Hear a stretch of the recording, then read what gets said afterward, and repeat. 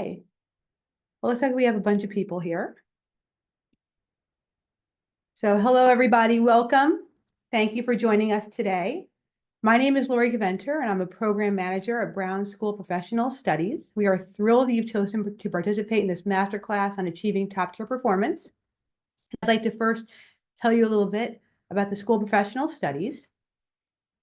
Here at the School of Professional Studies, our mission is to empower you with the skills, resources, and networks needed to change the world for the better.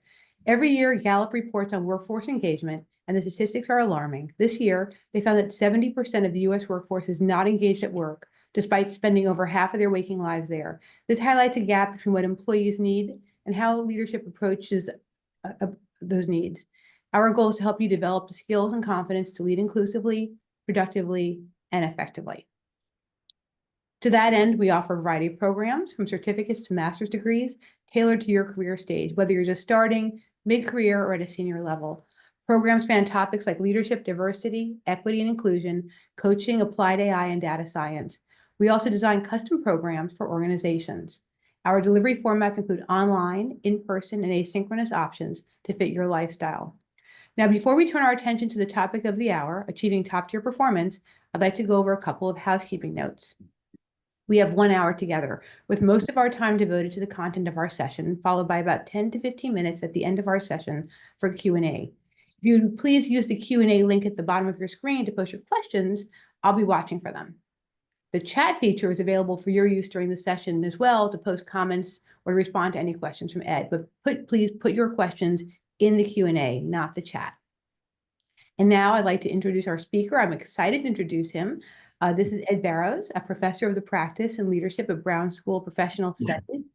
Ed has over 25 years of experience in strategy and leadership development, and he's an internationally certified coach. Before joining Brown, he taught at Harvard, Boston College, and Babson College, and held leadership roles at Duke Corporate Education, Deloitte, General Electric, PricewaterhouseCoopers, and the Palladium Group. He has also authored books, one of which we'll discuss today. Ed, thank you for joining us. Let's dive into how to achieve top-tier performance. Lori, thanks. And for those folks who are on the webinar today, nice to see you. I see we have people coming in from a lot of different places: West Virginia, Palo Alto, East Providence, Nigeria, Belgium. So thank you for spending the hour that you have, whether it's lunch, dinner, breakfast, whatever the case is, with us. So we'll try to make this enlightening. I will spend some time walking us through this concept of top-tier performance. I'll talk about some of the things that I found that I think will be useful to you, for you to know why it's situated as one of the 12 skills, and also what are some of the things that you can do to really enhance your ability to deliver that as a leader. So hopefully you can see my screen that I'm sharing. And as Lori pointed out, we'll have Q&A at the end. So just a recap on lessons in leadership. This is our last one for the year on 12 skills, or the core leadership skills. So if you've been here before, great. Thanks for coming to any of the other ones. And if you're here for the first time, it's nice to see you. There's 11 of these that we've done every month since January of the year. It's hard to believe that it's over. I was telling someone today here at Brown, I could use another 3 weeks before the holiday season, but be that as it may, we don't have a lot of time, so I will move along gingerly and give you what you need or what you want to think about, and provoke some thinking, hopefully, on behalf of yourself as a leader in your organization. So, but lessons in leadership, really, here at Brown, we have a lot of topics. Come back and check us out. Lori mentioned all the 12 skills that we've worked on over this past year are getting rolled into a certificate program that we're offering. So if you'd like to kind of plus up both individually and organizationally and how to apply these skills in a more deliberate way with case studies and the like, feel free to check back at the early part of next year. We'll be rolling that out. So the 12 skills model in my book that I wrote with Laura Downing, and we have a workbook. I'll show you the web address to that's free if you want it. Really walks through these 6 areas and these 12 individual skills. So there's strategy and results, communication and change, talent and teams you see on the periphery. And last month, we talked about driving focus execution. This month, we're talking about achieving top-tier performance. It's all around, self-awareness and a good self-assessment. We have that on the site too. It's free if you're interested. We have a couple of different ones. So the premise of all of this, which it's worth spending an extra minute on, is these are the areas and the specific skills, kind of the 80-20, if you will, the Pareto principle of of the skills that you need to embrace as a leader to get the most benefit. There's lots of skills out there. Decision making is a skill. Negotiation is a skill. There's many different skills. I don't mean, my colleague and I, we don't mean to minimize any of them. But what we find more often than not, having done secondary research in this area, having worked with organizations and teaching, is these are the ones that come up over and over. So and it's really designed for you to enhance your career wherever you are, particularly in the early to mid-career stages. Now, the reason that top tier performance is last, because the way we think about it is if you've enhanced all your other skills, you should be getting to the point where not only are you advancing, you're moving into an area where you're thinking more and more about how your organization performs. So whereas the other skills, I would say the 11 are targeted specifically at individuals, this is organizational, but it's also something within your purview as a leader. And the question then becomes, what are you doing to contribute to and think about top tier performance? So again, the book's available on Amazon. There's just a couple self-assessments. The workbook you can download for free. I'll post the rest of the chapters that aren't up there, and just go to the website. You can grab that stuff if you want it. So why top tier performance? Why did this make the cut as one of the quote unquote skills? Because you might say, well, it's not really a skill and it's an outcome. True.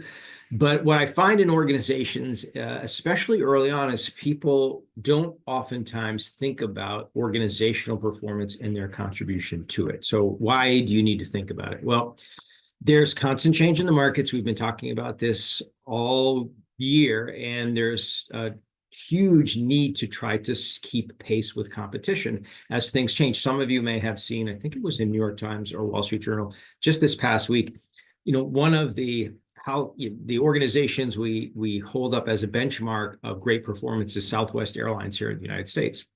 And there's other low-cost carriers around the world too.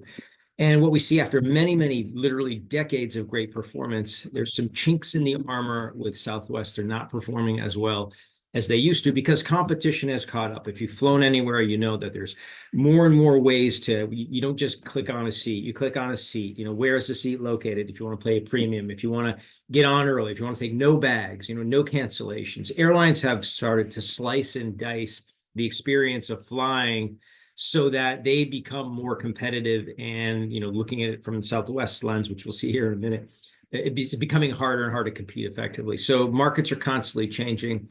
Technology creeps into our environment. It impacts the business models. Many organizations are going through some type of digital transformation. Now we're adding AI to that. We are spending quite a bit of time here at Brown thinking about how do leaders interact with AI. Certainly we have a computer science capability here at Brown, deep mathematical capabilities, but in the School of Professional Studies, our question that we're really trying to address is how do leaders interact effectively with technology, AI in particular? The workforce needs new skills and capabilities. I assume that's part of the reason you're here. And the workforce is getting bigger. It's more complex. People are remote. People are working part-time. We have contract workers. So managing that as a leader is challenging. But still at the end of the day, employees want to work for organizations that make a difference, certainly that make profit if we're a for-profit entity, or have a strong mission if we're a nonprofit or governmental organization. But people want to work at a place where there's a meaningful purpose and they feel like they're contributing to the world, not just to the profitability of the organization. And then organizations in total need to understand what causes high performance. And organizations and top leaders in organizations, when I say organizations, I mean top leaders, they don't always know that. You would assume that they do, but not in every case. So we're going to talk about that today. Now, where did this, I would say, fascination to some degree in top tier performance come from? Well, it's actually been around for decades. The first book, some would consider the first piece of real sort of management excellence thinking, came out in the early 80s, 1981, I believe, by a gentleman named Tom Peters and Bob Waterman. And Tom Peters was, I believe, a principal or partner at McKinsey at the time. He's a Stanford grad.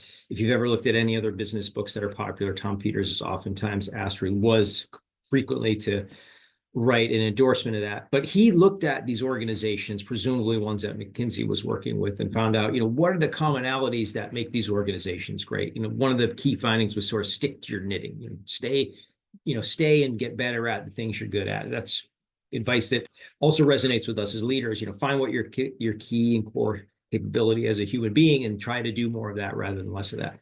Interestingly, one of the people that worked on that research project with Tom Peters was a guy named Jim Collins, who some of you probably know. He graduated from Stanford's MBA program, and he wrote a book with Jerry Porras not long after called Built to Last. It was the habits of successful visionary companies. He compared sort of top tier companies with a paired set and tried to find what the differences were between those paired types of organizations in different industries. And he writes that in this book. If you've ever heard the term BHAG or anything like that, the big, hairy, audacious goal, that comes from Jim Collins's work and Jerry Porras' work in Built to Last. He continued with another book some of you may have heard of called Good to Great, same type of research, trying to figure out what makes great companies great. He looked at leaders as well across different industries. He was criticized a little bit for confusing, I don't think he did it intentionally, correlation with causation. Just because you find a correlation between company performance and certain types of companies doesn't mean that the things the companies did cause that. He backed off of that a little bit, but it's still been a reasonably good bit of insight and research into what great companies look like. And then what we profiled, my colleague Laura Downing and I, is we pulled out this research that had been done by Bill Joyce, Nora, who's the dean of Harvard Business School, and a McKinsey partner who's since left McKinsey, was a director, Bruce Roberson. And we're essentially presenting that to you. So I don't want to, as a professor of the practice, we're not going out and doing original research. We're taking that and sharing it with you. So I want to be clear where that comes from. So what we want to talk about today, by the time we're done, is understanding what does top tier performance look like, and what does an organization look like that delivers top tier performance. It's a little more sophisticated than you might think, even though we're distilling it down to a handful of concepts. How do you focus your strategy and communicate it effectively? We started talking about that in the last session on focus execution. What are the most important activities you need to do well? Execution is one of those. And what's the culture and organization need to look like to be effective and successful? So let's jump into it. So as is customarily the case, I'm going to give you a little survey. It's a little broader than what we normally do. It's broken into two pieces, the top and the bottom. So on the top part, what I want you to do is, and think about it from the standpoint of your organization. You can see the questions are geared towards such. Our organization creates and maintains a clearly stated focused strategy. You can answer that regardless of where you are if you know the strategies. So from 0 to 3, answer that. So you answer all the questions in the top box, or the top where it says primary score. You'll just tabulate those. On the bottom, what you want to find is 2 of the 4, we'll call them capabilities, that you see that you think your organization focuses on. So it might be the first 2. We focus on talent development and promoting people from within, and then we focus on really an innovation view of the world. You can pick and should pick any 2 of those and then tabulate those. That's the point. So, and you'll see why that is when we get to this 4+2 formula. So if you have a minute, please go ahead and do that and then put it in the chat. I'd be interested to see, particularly on the primary skills. So if you're going to put both numbers in there, say primary, the score is this, secondary, the score is that. But I'd be interested to see how you, as someone that works in the organization, understand what the capabilities are for your organization in these areas and how well you do. So if you could just take a minute and do that, it'd be good to see your results and start thinking, as we look across the 75 people or so on the call, how are organizations doing pushing this messaging and these capabilities down into the organization? So I don't see anyone responding yet. Maybe we're slow at doing the survey today. I'm hoping people can access that. Lori, are people putting stuff in the chat, or am I just missing it? I have my chat open. I'm hoping you can people access the chat? Well, if we'll just keep tabs on your own then. Oh, wait, maybe some stuff's coming through. Okay, great. Thank you. Now I see people. 10 to 15, that's in total. Thanks, Renee. Primary 8, okay. Okay, Yvonne, you can have some time to add the numbers up. That's fine. Caleb, thanks. Primary 8, yep, 11 on the top. That's really good. Yeah, it's a little more sophisticated than some of the surveys we've had in the past, so I appreciate your indulgence. I know there's a few people on the call. I looked at the list that I know, so be careful of what you put in the chat. So if you don't, oh, thanks, Barry. Appreciate that. Primary 8, secondary 5. That's pretty good on the secondary, actually. 9 and 9. I think you might be over on the second 9 to our iPad first. Yes, primary 5. Okay, so I'll let you continue to put these in the chat, but we'll continue on. But keep track of your score, even if you just did it sort of in your own mind, how we're doing. 8 and 7, very good, Stephanie.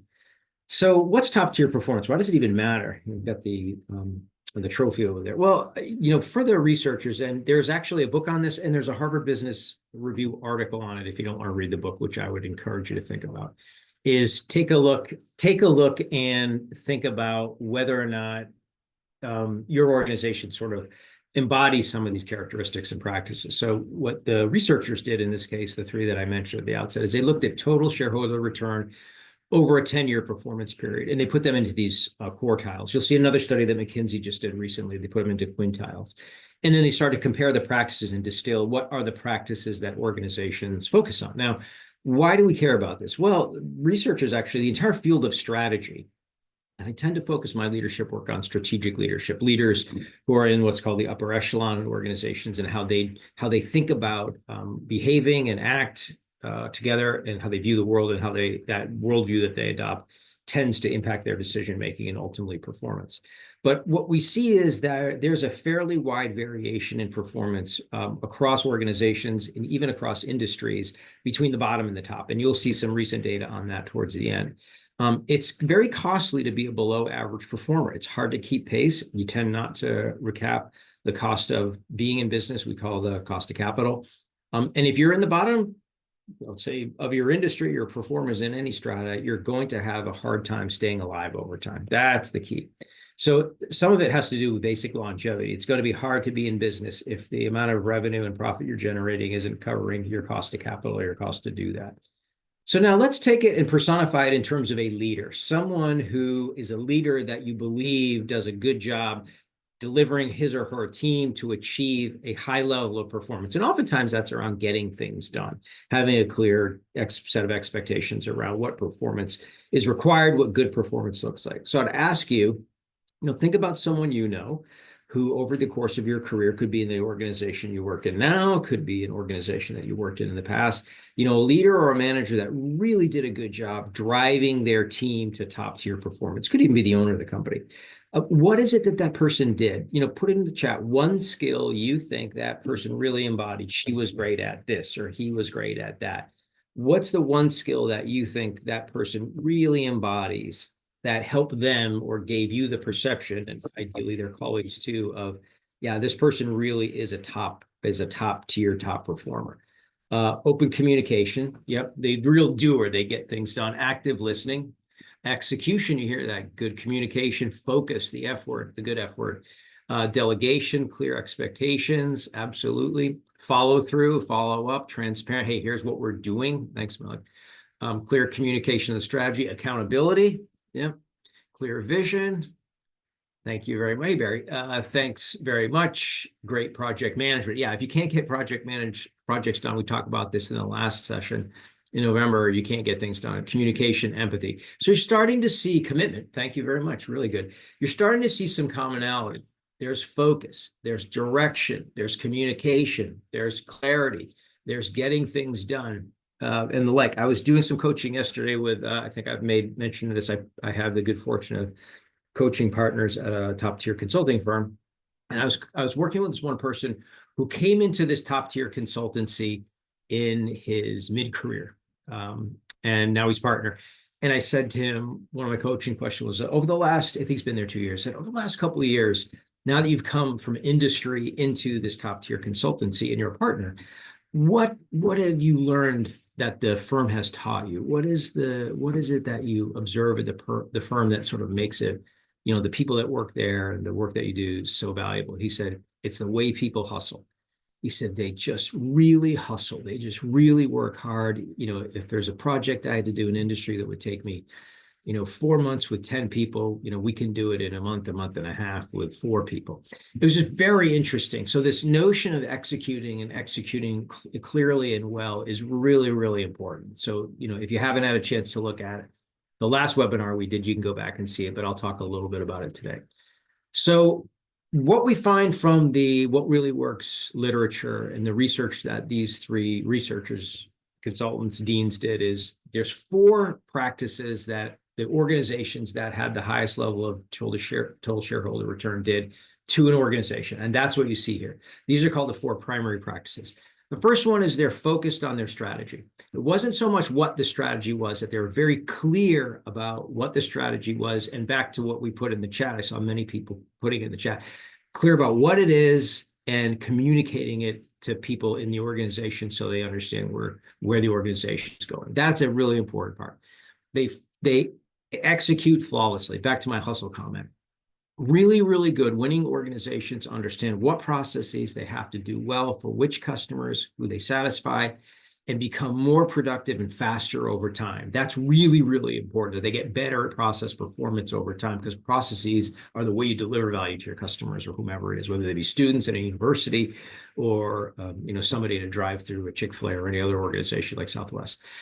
This one I found is particularly interesting and I think important. And as a leader, or as leaders that you are, ask yourself, do I create and really kind of encourage very strongly a performance-oriented culture where winning matters, where we want to do outstanding work, we want to be on a team that succeeds. And back to my partner coaching example, clearly this organization is really committed to high performance and hiring and holding people accountable who will deliver that.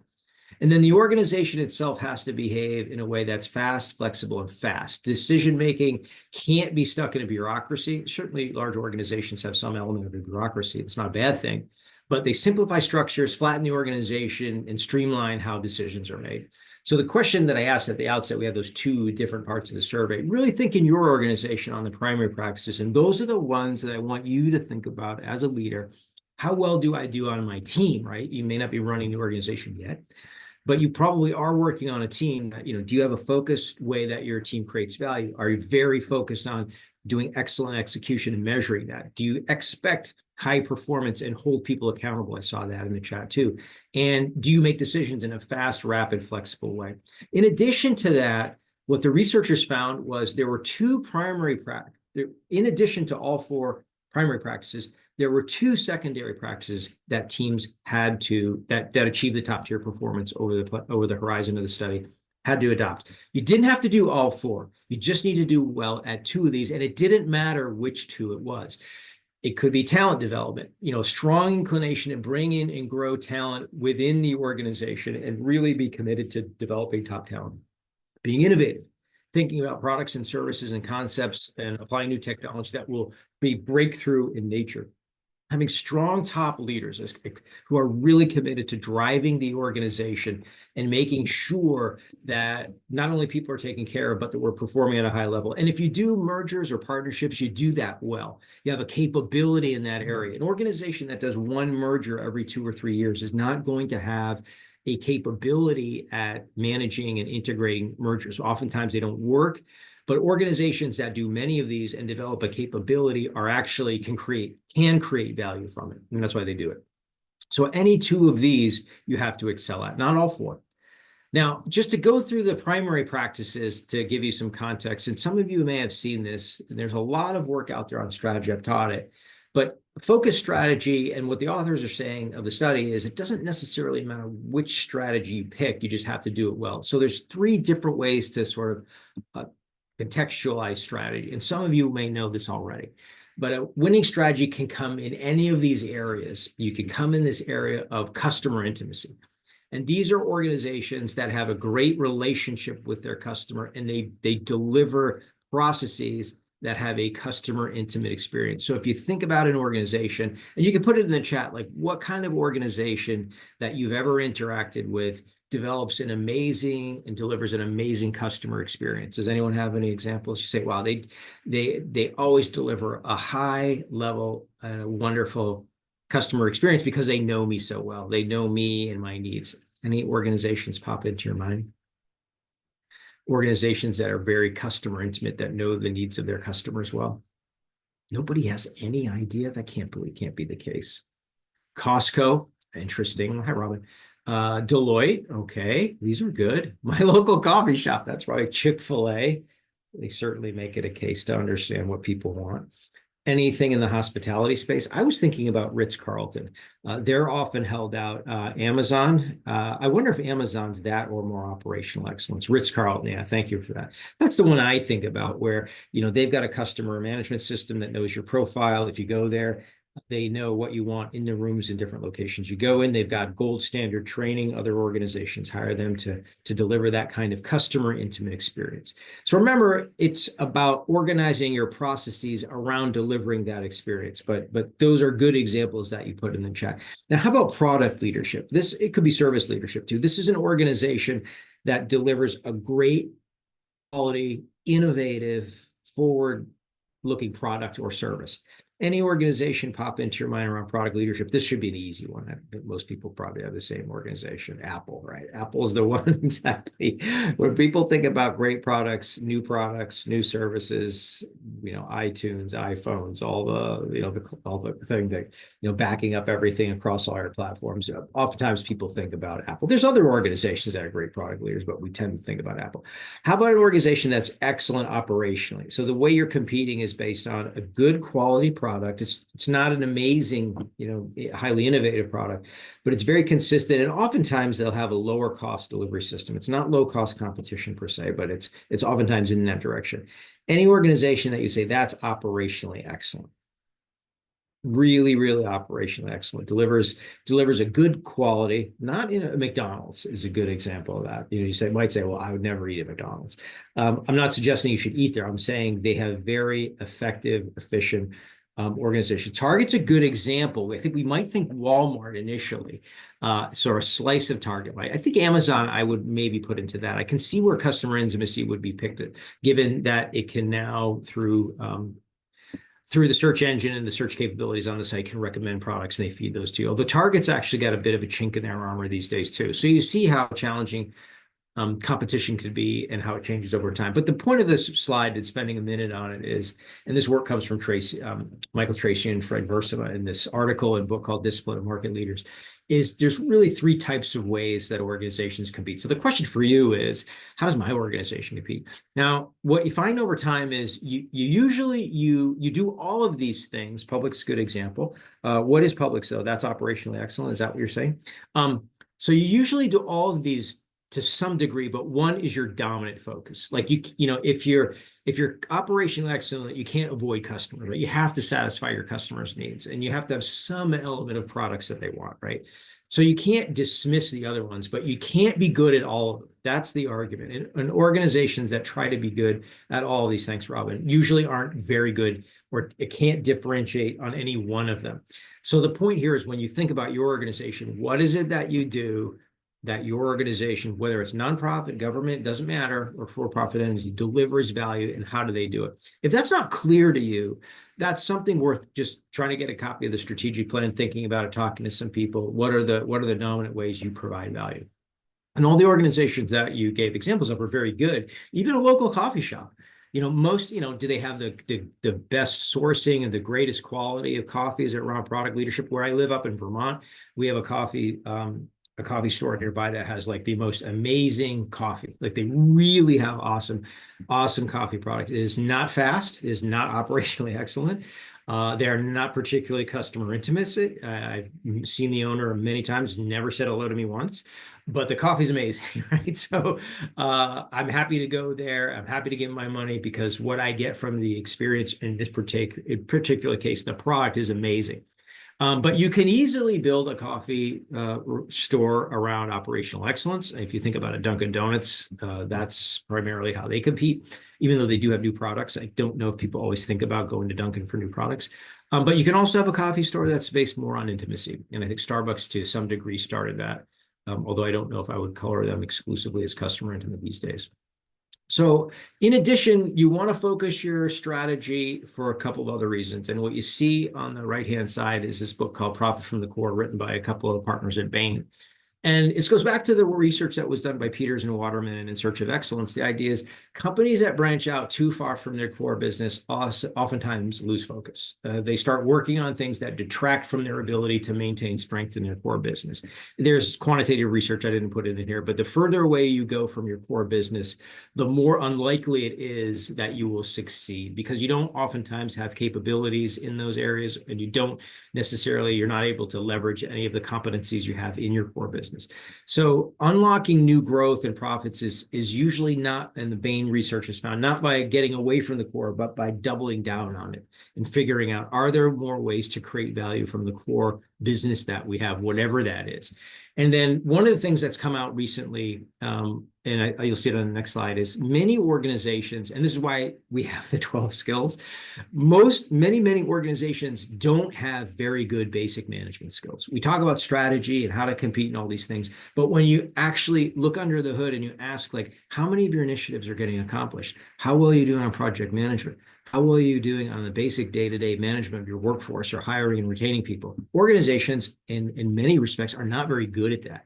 So there's real value to be created by being a better manager and leader. So you see in the box at the bottom, the Bain quote, focusing on the core is more important than ever. Although even with AI, we're asking ourselves, how can the core business be augmented with AI, not necessarily destroy it? People thought, well, the internet is going to be a totally new way organizations compete. And to some degree it is, but it hasn't changed the basic 3 ways to compete around operational excellence, product innovation, or customer intimacy. So you'll see later on that it's very hard for companies to maintain profitability and grow over time, especially over long periods of time. So it becomes increasingly important that you, as a manager in these organizations you work in, understand what you can do to contribute to that. Now, the next step is around flawless execution. And we talked about this in the last example. So here's our Southwest. We talked about in the last webinar. Here's Southwest strategy distributed over what we call a strategy map. There are these 4 areas: financial, customer, internal, process, and learning and growth. So we want to be clear on what we're trying to accomplish. Those are called objectives. We want to be clear on the metrics we use, whether you call them KPIs, OKRs, metrics, doesn't matter. They're really all sort of variations on the theme. So what are we gauging for performance? What targets will we achieve, or do we need to achieve? And then the last part, what are the key projects or initiatives that we're working on? So this is a snapshot of Southwest, interestingly enough. It worked for a long time, but now it's getting a little tired. So they'll have to revise this strategy. But if you're not good at managing projects or aligning those, you're not clear on what your targets and how your gauges of performance will work, you're not clear on what your objectives are for your team or your organization, it's going to be very hard to achieve top-tier performance from flawless execution. Some other things on execution, why it matters. So organizations, and you had some really good ones here, like Chick-fil-A, whatever it is, Costco, they're able to deliver, and they have a formula for success that is consistent delivery of a quality product or service over time. Atul Gawande, who was I think he's still a surgeon. He was up in Boston for a while. I don't know if it's about Mass General or Brigham and Women's, but he wrote an article on Cheesecake Factory, and thinking about how does the Cheesecake Factory manage such a large enterprise and do it so consistently over time. And that's one of the things that's really important in flawless execution, is to deliver a quality experience, whatever your strategy is, consistently over time. It's simple, but it's hard to do performance-wise over time. The best performers tend to incorporate more technology. They tend to think more effectively. They look at tools like Lean or Six Sigma or whatever it is to enhance their ability. Remember, we talked about enhancing productivity over time, ideally twice as fast as the average organization, because the race is on to improve one's performance and execution over time. So you want to try to do things faster. You don't want to do anything that wastes time. And if your organization understands how you create value from a strategy process and what key capabilities and processes you need to operate, then you're in a much better place to enhance and empower people to deliver on those things. And what you see on the right-hand side is from some researchers at Harvard Business School and otherwise, does management really work? And the answer is yes, management actually works more effectively than we gave it credit for historically. And you can see in the assessment that they used, a 1-point increment on management skill and capability score was on the survey, the analysis that they did, was associated with 23% growth in productivity, 14% growth in market cap, and 1.4 percentage points in sales growth. So does being a better leader and manager matter? Yes, it matters a lot. It matters an awful lot for a lot of different reasons. So we don't want to undersell the importance of your ability to execute well as a manager. And that's why I asked you that question when we started. Think of someone who is good at executing. All the things that people put in the chat, I would say, are the characteristics of a manager who is good at achieving not only execution, but top tier performance. So let's continue on and talk about what does a performance-oriented culture look like? Culture matters. We know that, the old adage, culture eats strategy for breakfast, and all those things are well and good. But culture is sort of the thick description of the artifacts, the interactions, how we explain and understand how we interact in our organization. And that can be a focus and an enhancement around competitive advantage, or it can work against an organization. So do I, as a manager and a leader, encourage my team to reach a high level of performance? Do I hold people, and someone put this in the chat, do I hold people accountable? Do I want that to happen? We want to have leaders who certainly are calm under stress, who are good listeners. Somebody put empathy. I agree with that. But you also have to make sure that you're enlisting people in a way that they can all make a meaningful contribution to that direction that you're heading in. Doesn't matter what you're working on, and doesn't matter what the strategy is. You as leaders need to apply all the other 11 skills to working with your team to get from them the behaviors, the attitudes, the actions that create high levels of performance. Values matter. Purpose matters. These are essential foundations for performance that we as a team understand and have a shared view of what great looks like, and we contribute to that. And in addition to that, we have to have an organization structure, and you can do this on your team, that's fast, flat, flexible, so that decisions get made quickly. We see management and leadership as this ongoing activity versus episodic. It's very common for organizations. We'll have a meeting once a week, but the meeting isn't very effective. We'll talk about strategy, I don't know, maybe once a year, maybe twice. We don't review it necessarily. We only go through KPIs with some people, not everybody. There's some really basic blocking and tackling in how you structure your team and your organization, the information you provide, going back to being clear and communicating effectively, to give people a sense of visual performance and what they can do to contribute. Now, it's very hard for people to make decisions around and recalibrate their own actions relative to a strategy if they don't know what the strategy is, if they don't know how they contribute to that strategy, if they're not clear on what the performance indicators are that give us a sense of whether or not the strategy is working. When everybody can see that information and everybody's organized in a structure that contributes effectively to that, that's when you're going to have higher levels of performance. So again, you as a leader want to set up your team so that they are clear in terms of roles and responsibilities. Everyone knows what everyone else's job is and how they contribute to that. And you have the right people in those roles. So you have to have the right people on the team with the right skills and capabilities in the structure that matters, so that you can leverage people's strengths and also offset any challenges that they have performance-wise. These things can be done. And what I would say is, even though you may not be running your company, your organization at this point, hopefully you will if that's something you want, you can improve and enhance the performance on your team using these simple tools. Now, again, talent development is one of the other things. We talk about it as one of the 12 skills. Do you make an effort to develop talent at all levels? Some organizations are great at that, others not so much, but you as an individual manager can do more of that if you commit to it. Are you committed to building leaders on your team who will contribute to and be advanced into other roles in the organization? That's a question that oftentimes people will not ask because they don't feel like necessarily developing the next generation of leaders that's not my responsibility. If you lead a team, I would say it is your responsibility. So it's not something you do in addition to your day job. It is part of your day job. Do you and your team and your organization think about new products and services? Do you have a capability for developing new products and services that will change the offering that you have and the value that you create to customers? And then in selected instances, does your organization have a competency in mergers and acquisitions or partnering and joint ventures?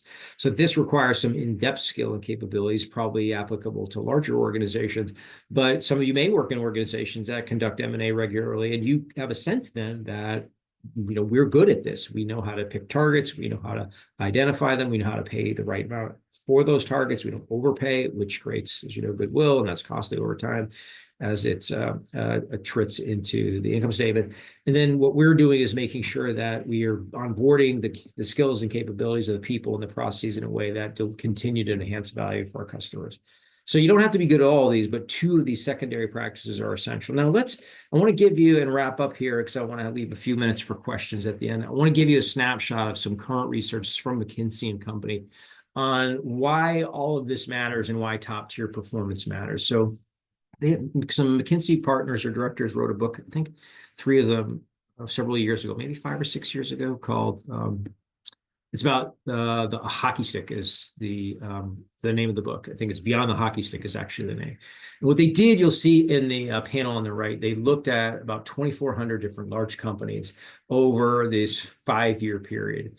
And what they tried to identify was break them into quintiles. I said this at the outset, and they said, how many companies are in these different performance quintiles? They look at economic profit, which is just what the company generates profit-wise less the cost of capital, right? That's whether it's return on capital employed, economic profit. It's basically saying what you earn in your organization. Oftentimes that's taking out any non-cash items, and you're looking at what it costs you to use whatever the cost of your capital structure is, both debt and equity. Asking yourself, if you take the charge for the debt and equity relative to your operating profit, is there any money left over, and how much money is left over? If the operating profit is negative relative to your cost of capital, you're destroying value is the argument. So growth isn't always good. That's a common misconception leaders have. If you just continue to grow, that's better for us. If you're growing in a way that's costing you more money to grow than you're generating a profit from the growth, then it's not going to help you over time to put you out of business. So the McKinsey partners, when they did this research, they came up with these 4 quintiles of performance. And what's interesting about the numbers that you see on the right-hand side are some of the findings that they have, and you can see the quartiles listed on the left-hand panel. But some of the things that they talk about, I think, are actually pretty interesting. So when you plot the companies on this power curve, and you can see that gray, it goes from the bottom left across the middle and then to the upper right, you see that 90% or the preponderance of the profitability comes in the very top tier. These firms at the very top are earning the lion's share of the economic profit for the entire industry. So if you think about if there's 10 performers in an industry, you maybe have one organization that's earning or the lion's share of the economic profit, where the others are either average or below average. That's the total industry profitability. Fierce competition takes a toll on organizations that are competing, right? The ones in the middle tend not to deliver very much profitability at all. That's where that 47 is in the gray. So those are the firms that are working very hard, and they're really not delivering anything. They're basically just staying alive. Now, the 8% correlates. It's very hard to move across quintiles here. Only 1 in 8 companies over this 10-year period is able to move from where it is on the curve to another part, presumably a more positive part. That's because organizations that get into the top and have these capabilities that we talked about in place are going to be able to succeed over time, by and large, and fend off competition. One of the things that matters, if any of you are in a company or starting a company, and this is pretty common, the number varies a little bit from research, but 50% of your profitability in any organization is going to be a function of your industry. Some industries are more profitable than others. That's just a fact. So when we look at the most profitable industries, tend to aggregate around things like pharmaceuticals and soft drinks. And if you've ever looked at Porter's 5 Forces, any business that's hard to get into has a high level of investment, high level of regulation. Oftentimes, those industries are insulated from competition a little bit, and you see higher rates of return. Organizations that get into industries that are easy to get into, meaning they have low barriers to entry, there's not a lot of ways to differentiate, they tend to do worse over time. But half of an organization's profitability is a function of the industry's profitability overall. So your industry matters. So if you're going to start a company, be careful where you start it, because you may not be able to beat the odds of a poor performing industry. When we look at the research and the variables, a lot of the company's performance, and you can see this from the articles in the book, 90% of which has to do with these categories that they have: the endowments that they start with, the kinds of moves that they make as an organization, as well as the trends that they're able to capitalize on. Trends matter a lot. It's good to be, the old adage, it's good to be when all the rising tide rises, all lifts all boats. So it's better to be in an industry or capitalizing on a trend than not. And then when you think about moving back and forth along the curve, you've got odds that your endowment will give you in terms of basically endowment is resources and capabilities moving up the power curve. Some of it has to do with your moves, but ultimately, something like M&A matters for your organization. Allocating resources well, making the right investments matters. This is probably a little more than is sort of wanted for this particular chapter. But the idea here is we understand there's wide variation in performance in industries. Some of that can be offset by excellent execution and a good strategy and what we talked about here. Some of it can't and will be challenging to do. But your job, the takeaway for you, is to think about what can I do where I work in my organization that I can contribute as best possible to my organization's overall performance. So it is important to understand the big picture of how your organization competes. What's the industry? Who are the key players? How are we doing relative to them? And then what's my contribution to that? How do I make my team contribute effectively to our ability to outperform or at least keep pace with competition within our industry? So now what can you do next? Well, I would say, that's a lot and it can be complex, but don't be afraid to go back and look at the Harvard Business Review article or read the chapter in the book. Share these findings with your colleagues. It's all in the book and it's actually in the workbook too. So talk about what do we need to do as a team to help our organization achieve top tier performance. And it's really everybody's job, right? And then, instead of starting with 4 or 6 practices, try to pick one and then get better at it, whether it's clarifying the strategy, figure out how to execute more effectively, get your projects done sooner on time, flattening out and clarifying roles and responsibilities, any of those things. So think about what it is this formula looks like in total, share it with your team, and get some traction around what's the one thing we can do, especially as we come up into the new year, if you're a calendar year end, what are the things that we can do to enhance our performance over time as a team and contribute to the overall benefit of our organization this year? Because stuff does work, but you need to work at it to make it work effectively. And as a leader and a manager, as we wrap up the entire, I would say, curriculum on 12 skills, the one thing I will say at the wrap up that I would say at the outset is if you're a leader, your job, no matter how you get it, is to deliver results. That's why we have leaders. Leadership is simple in concept. It's organizing a group of people to accomplish a common goal. There's lots of different ways to do that, and there's lots of different goals. But your whole point as a leader is to help reach those goals. That's what results are all about. So hopefully, if you've been listening in over the course of the year, at least to some of these, give some real thought to what your job is as a manager and, as importantly, a leader.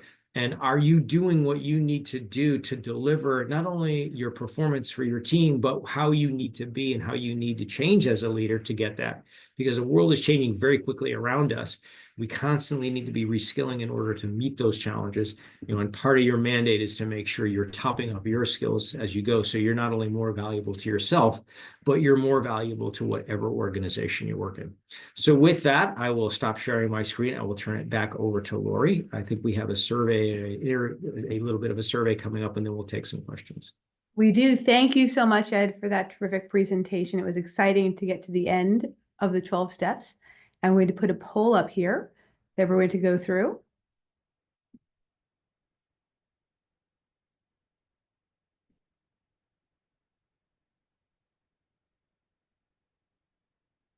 Are you seeing that poll, Ed? I am. The poll Okay, seems to great. be on Okay. AI-powered Okay. strategies for It business is. transformation. Okay. So I'm going to read through this and we'll take a few minutes and then we'll get to the Q&A. So one, AI-powered strategies for business transformation. Would you be interested in a course, a 6-week course designed for mid to senior level managers to understand how to align emerging technologies such as AI to their business strategy to achieve results? It will take a holistic approach to prepare participants to transform their current business models to plan for sustainable and stable growth around a fast-paced technology such as AI. On a scale of 1 to 5, how interested would you be if the format is self-paced online, asynchronous, highly interested, somewhat interested, neither interested nor disinterested, mildly disinterested, or not interested at all?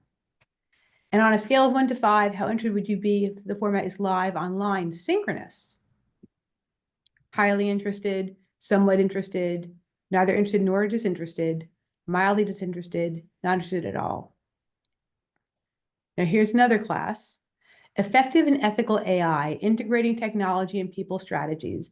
This 6-week course would be designed for professionals who are interested in advancing their careers by developing the skills and knowledge needed to lead organizations through AI integration and implementation. It will help leaders identify opportunities that could benefit from AI integration, build AI capabilities within their organizations, and identify and strengthen the skills that only humans can bring to the workplace. On a scale of 1 to 5, how interested would you be if the format is self-paced, online, asynchronous?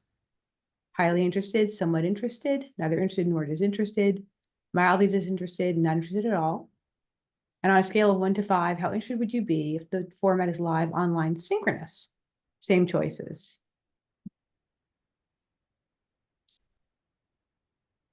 And then our last question is you can identify as many as would be of interest here. Would any of the following topics be of interest to you as a professional or to your organization?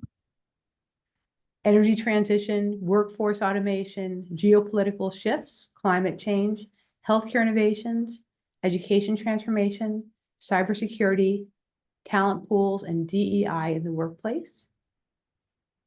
And we'll just take a few more seconds, give people time to wrap up.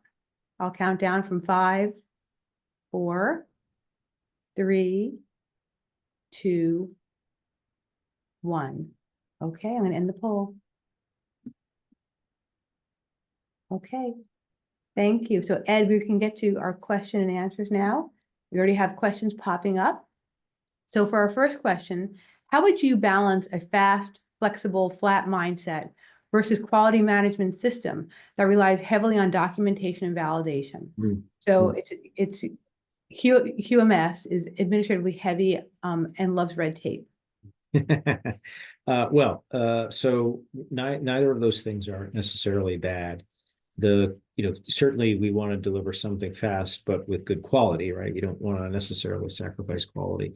But there's a tension that exists. Right? So the question is looking at the quality management practices and processes. I would wonder, is there a way to bake in, so to speak, or embed quality design or delivery into your product or services so that you don't necessarily have such a burden on quality management? Now, sometimes organizations have to comply with regulatory requirements. I understand that. But then the question is, how do we do that in the most expeditious way possible? So bureaucracy is not a bad thing. We certainly need it, or we wouldn't be able to manage organizations. But when it becomes onerous and it slows us down, the real difficulty is we become susceptible to competition, right? We become susceptible to organizations that have figured out how to do things without the level of quality checks or mandates that sometimes we build in. But again, I don't know the process specifically, so I want to be very careful to make any sort of blanket statements. But applying the process improvement tools that we talked about here, whatever ones your organization uses, and asking critical questions around what steps in the process are adding value or not, or are there ways to again build that in quality management into the process, or change the way we evaluate it, not to change the quality standards, but the way that we measure it or gauge it or build it in would be a way to think about that perhaps. Thank you, Ed. And for our next question, how does making a company flatter mean that you have to get rid of the middle managers? Well, that's a great question. We know from research, some of the Google studies, that managers matter. And there's a book McKinsey put out right at the same time 2 years ago when my colleague Laura and I were writing our book, and I know that because I was asked to review that book on Power to the Middle, I think was the name of that book. So what we know over time is middle managers do matter. We like to think that, if we just get rid of all these non-value adding middle managers, we'll be a lot more fast and flexible. It's not been the case at all, because middle managers, they play an important role called they're what are called translators. Middle managers take the high level strategy of an organization, they translate it into goals and activities that the doers, and then they create this sort of virtuous loop, do to get the work done. So it's not getting rid of middle managers, it's asking ways to simplify or streamline roles and responsibilities And there's just work design for that, organizational design, like how many, what's the right span of control? Can we organize and augment managers' capabilities with technology? But it's not getting rid of all the middle managers. It's making sure that the middle managers we have are highly skilled, are operating to their fullest capacity, and we don't have lots of redundancy built in where people aren't adding any value. But it is good. It's a good question, but we need middle managers. They're not going away. The question is, do we have the right number and do they have the right skill? And then I think we have time for one more question, Ed. Sure. How do you make a company more productive without getting rid of the excess capacity that it might need in case of a crisis? Yeah, that's a very good question, right? So, the idea is let's get, if we have excess capacity, that's just costing us money. So we want to get that out of the system. But then when you have a spike in demand, then we have a capacity problem. If we add capacity, it takes too long, or we have to do it at a higher cost. So that's probably out of my capability to mathematically solve for today and maybe beyond. But I think the question then becomes, can we get a better handle on demand? Is there a way? And that the answer may be we can or can't, but can we get a better idea of what demand looks like and planning for demand, and maybe looking at sort of a central tendency of of what the capacity needs are of the organization, and planning for some overflow capacity, right? Because there's a time when it probably doesn't make sense to have the capacity embedded in the organization. It does make sense to have some outside capacity available if you have that.